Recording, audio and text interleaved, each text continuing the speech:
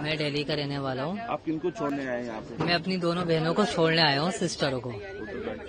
जी हाँ, तो मैं अपनी बहनों को छोड़ने आया हूँ, जिसमें मेरे बड़े भाई आए हैं और मेरा छोटा भाई है, मैं हूँ। हम तीनों भाई अपनी बहनों को छोड़ने के लिए आए हैं यहाँ पर। पासपोर्ट है, इनकी शादी पाकिस्तान से?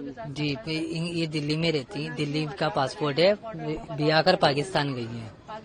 तो कल तो लास्ट डेट निकल चुकी है, आज कल लास्ट डेट तो देखो, कल लास्ट डेट होती तो अम्बेसी वाले वीजा नहीं देता, ठीक है ना। अम्बेसी वालों ने वीजा दी, किस बेस पे दी, क्या नाम जो है, उन्होंने बोला हमसे, क्या नाम जो है, क्या नाम आप जाइए, कल आखिरी लास्ट डेट है, कल के बाद बॉर्डर क्रॉस नहीं हो पाएगा।